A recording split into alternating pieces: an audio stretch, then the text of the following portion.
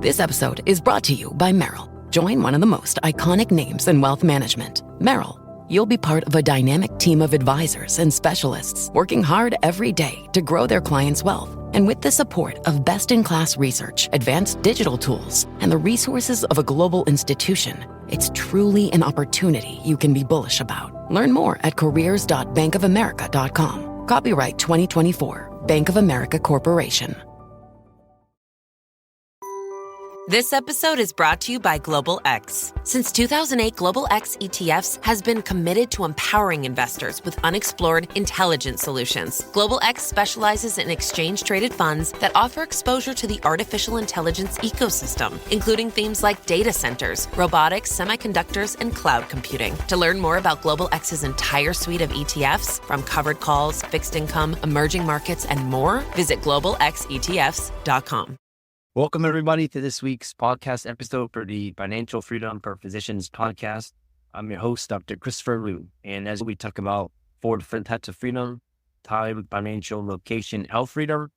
And in that light, I'm always looking at people on the marginal, cutting edge, thought leaders, influencers, and trying to have discussions with them, seeing what insights they have. And I try to record those and share it to the world. In that light, we have Dr. Denise Moore-Revel, and she's an international speaker, best-selling author, and she's a coach, personal development coach, business coach. Today, we're going to talk about your voice, identity, story, authenticity. And so I'll bring Denise on. Denise, welcome. Hey, thank you for having me, Dr. Chris. I'm so excited to be here. It's quite interesting. I'm glad to have another fellow professional on here. It's a nice breath of fresh air. Tell us more about yourself and your business, how you got started, and we'll go from there. Absolutely. So I say by trade, I am a speech language pathologist. I've been a speech therapist for almost 28 years now. It's hard to believe it's been that long. Whoa, but yeah, so I work primarily right now with children, but I've worked in nursing homes, hospitals, all different entities in terms of helping people to learn to communicate. But I was on a personal journey, self-discovery many years ago, just trying to figure out, like, who am I? After all this school and education and working, I was like, I'm still not happy. What's going on with me? And I founded a company, a personal development company, a business company called Own Your Amazing. And it's about really people finding their voice, like literally finding their voice at times, but to really live it authentically and showing up as who they are, and whatever aspect that may look like. So I empower women, particularly. Some men have joined the movement, but particularly women who are feeling like life, this isn't it. It's so much more they want to do, but for whatever reason, they have not given themselves permission to do more. So I am there to help encourage them, push them, whatever they need to say, hey, it's time for you to own your amazing and live your life out loud. That's wonderful. Yeah, I can remember I got my dream specialty. And I got in it. Even the day I got in, I still realized I was unhappy. So I'm like, I have to figure out what's going on. And it was because I wanted to work for myself and make a difference. I didn't want to work for a corporation and all of that, which is really interesting. So one thing I hear about from coaches a lot is give yourself permission. And it has always been fascinating to me because I don't really understand, right? What is it? It's like, it's so intuitive. But then it's like, what does it mean to give yourself permission? So tell us more about that. Absolutely. Because I think some of us come from an era or situation where a lot of times decisions were made for us. We didn't necessarily have a say as to what we're going to do, or what schools we're going to attend, what jobs we should take. We were strongly encouraged to take certain paths. And for some of us, that may not have been the path we really wanted to take. But we felt like we had to take that. And so the story that I share oftentimes is the story when it was time for me to choose the college. And so there was this one particular university that everyone assumed I was going to attend. I had family members who had gone there. It's a great university, but I realized it wasn't a good fit for me. And so I remember it was time to apply to schools, and I was sending out letters to different universities. And so time went on and acceptance letters were coming in. And so my dad asked me one day, had I gotten my acceptance letter from that particular school? And I was like, I haven't. That's all I said. So a few more weeks went by, and he asked me again, have you gotten your acceptance letter to this one particular school? And I was like, no, I haven't. And so I think he was getting a little suspicious about that time. So he came to me again. He said, I heard that other people have gotten their acceptance letter to this school. Have you gotten yours? And I said, no. And I said, Dad, we need to have a conversation. And so I sat him down. I said, the reason why I haven't gotten my acceptance letter from that particular school is that I never applied.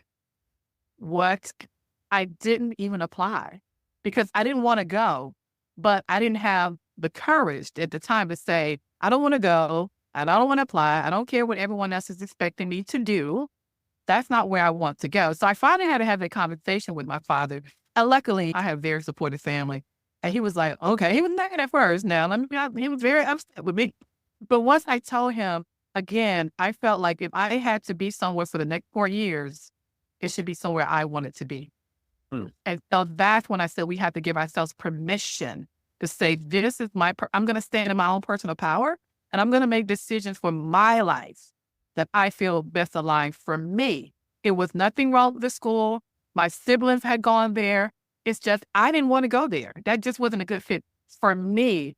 And I was, 17, 18 years old, understanding that I need to give myself permission to make decisions for my life. Now, to say that I went on and always did that, no. But I understood then that we all have a choice.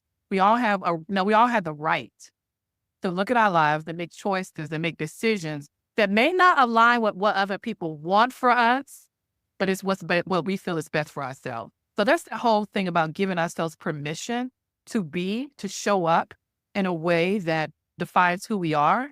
Again, I talk to a lot of women about how do you define success? Not based on what society says, not based on what your family, your culture says, but how do you define it for yourself? And I tell people, it takes courage to really stand for who you are, especially when you have all these mixed messages coming at you, telling you who you should be, where you should drive, where you should live, where you should be educated, all these things. And we're not careful. We get lost in that and we don't know who we are. And so I think a lot of people are struggling with their own identity. And I talk a lot about that. So when I first start working with people, my first question is, who are you to you? Not who are you to everyone else, but who are you to you? How do you define yourself? Are you living authentically? Are you showing up being the best version of yourself? And a lot of times we don't stop to ask ourselves those questions. We just keep going along. And then one day we look at it like, oh, I'm not happy. This is not what I really want to do. And so that's the message. That's my mission. That's how I approach this whole thing about giving yourself permission. One last thing. I had a client she still is an attorney, but she's an attorney. And we were working together. And she said, I have a confession. I was like, what is it? What is it? She was like, I don't want to be an attorney anymore, but I can't tell my family. I was like, oh my goodness. So we had to work through that because, again, expectations, what people have about what we should do, where we should go, and all these kind of things. And so I told her, I'm giving you permission to say what it is you really want and what direction you want your life to go in. That's my take on this whole thing about permission. And if you haven't experienced that, you're blessed. You should. Lucky you. Yeah. So, you touched on so many powerful things, power of your own voice, your identity, authenticity, all this question of giving yourself permission, which is really, and then what thing is personal challenges have you had, especially in finding your voice and helping clients, you're in a business? Tell us more about that. Oh, absolutely. And I definitely come from an era where children was supposed to be seen and not heard. And so a lot of us still carry that. So when I talk about voice, I'm literally talking about being able to voice your concerns, voice your opinions, and voice your ideas and your thoughts. Because in a lot of situations, in a lot of different settings, having that room to voice my opinion and my thoughts was not always welcome. It was not. And that's the reality that a lot of people face, that a lot of times you try to share your opinions and thoughts, you might have gotten criticized or you shut down. And if you're not careful, you'll stay silent. Yeah. And so one of the things I always tell my clients is that you have a voice. I know it may not seem like it at times. I know you might have been silenced, but you have a voice. And it's time for you to really use that in a powerful way.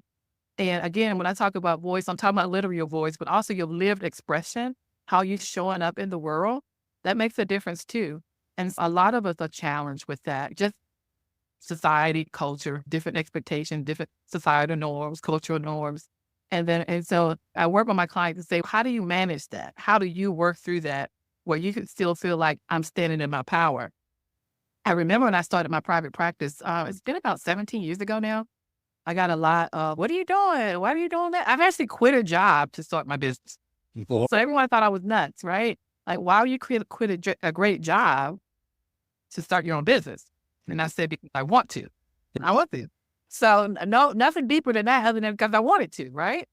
And I got a lot of, again, not understanding, a lot of pushback. What are you doing? Why would you do that? Are you sure? I'm not sure, but I'm doing it anyway. I'm scared, but I'm doing it anyway. And but I tell people, you have to resolve in yourself that you have what it takes to do whatever you decide to do. I always tell people, bet on you. Here I was working for this company. I was in a management position. I had a team I was supervising. And I was like, I walked away from it because I was like, I'm going to bet on me. I'm going to give me a chance to see if I can do this. And one thing I always told myself, if it doesn't work, I can always go back and get a job. Luckily, I have not had to do that. And so you have to resolve within yourself to say, I'm going to give me a chance. I'm going to take a risk on me. And if all else fail, I can go back to doing what I was doing to be miserable. That's what I tell people. Give yourself a chance. Give yourself an opportunity to see what you're capable of doing. Because if you never try, if you never go out there, how will you ever know what you can do? And I tell people, I was like, I probably could never work for anybody else. Right. But it's because I love my time freedom. I love my creative freedom that I get to make decisions about how I work, when I work, where I work. That's everything for me. Having that freedom just to do things the way I want to do it and show up in the way I want to show up.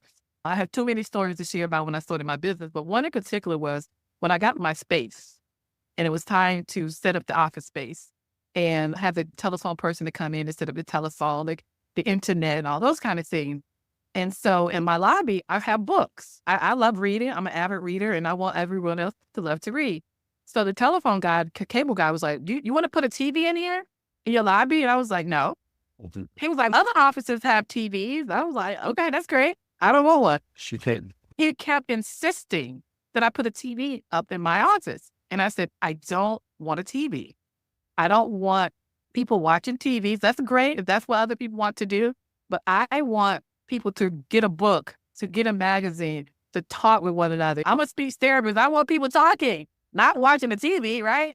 Yeah. And so just little things like that. We're not careful in who we and understanding who we are. We would allow other people to put their expectations and their ideas about what things should look like. He was telling me our office should look like this. I was like, no, my office is going to look the way I need it to look. So when you come into my office, it's very comfortable. I feel like you're coming into my home. I want you to feel comfortable and relaxed and it's fun and engaging because that's how I define an office space. So we have to give ourselves permission again to show up the way we feel like it's going to be our most authentic and best selves.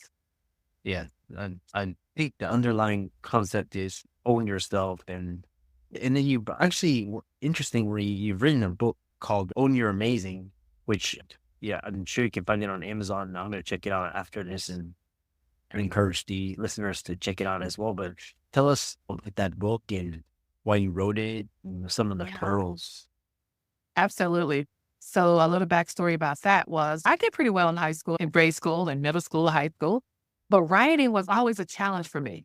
I could do great in math. I was math weird, but it came to writing, it just took me a little longer to get my thoughts down on paper, and it still does. And I recognize that, right?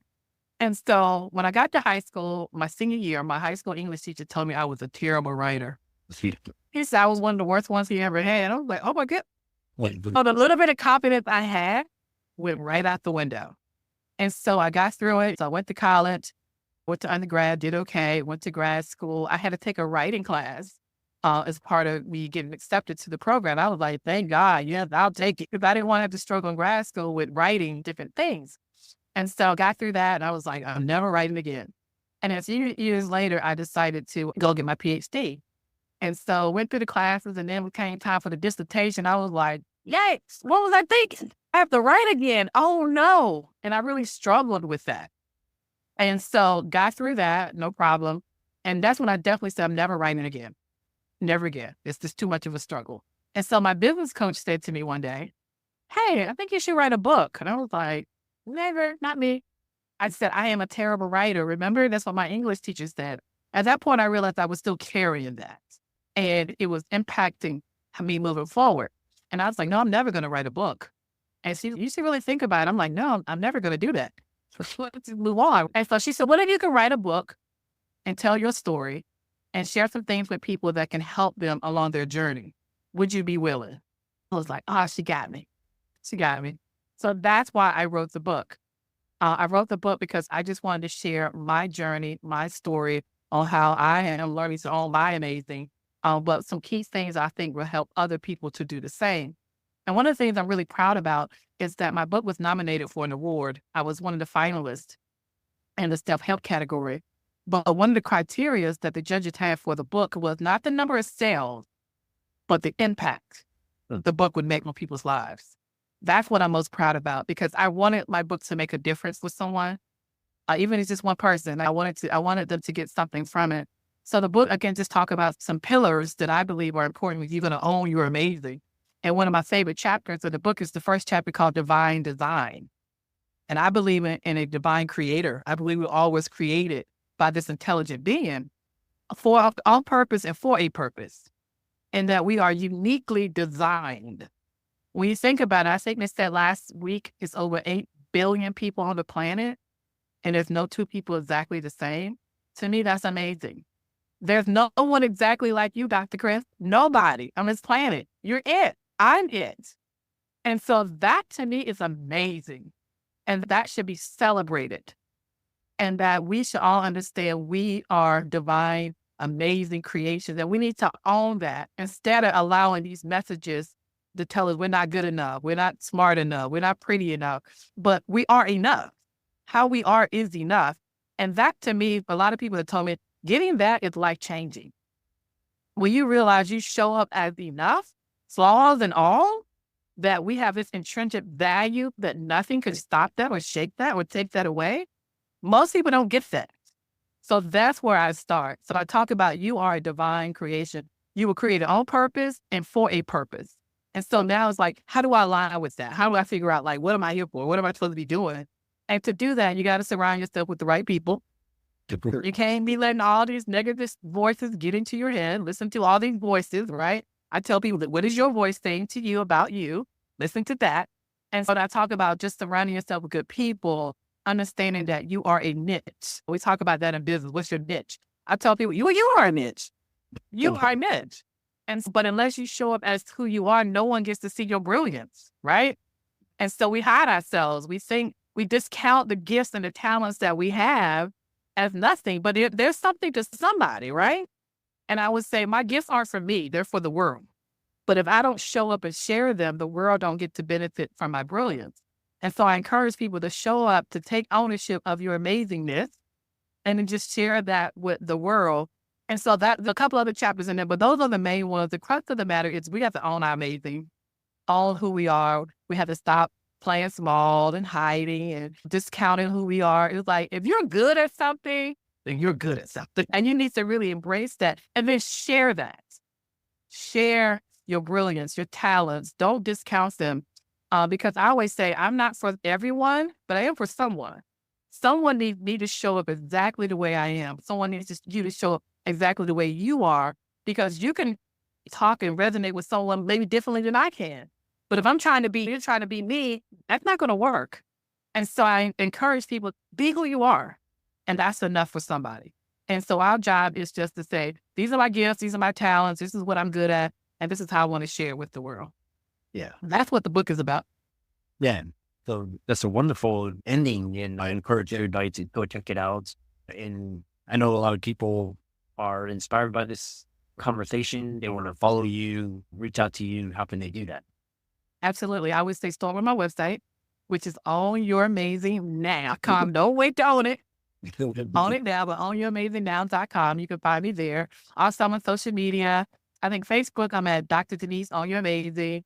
I'm on LinkedIn or Dr. Denise PhD. So I'm out there. You can find me. I would love for your audience to be a part of, I call it a movement. I'm trying to move people from where they are to where they truly need to be in their lives. And that's just living this amazing life that they want, they deserve, and they can have if they're willing to really own who they are. And that's a wonderful way to end it. Thanks so much for coming on to the podcast. It's been great, and we look forward to hearing about your future success. Oh, thank you so much for having me.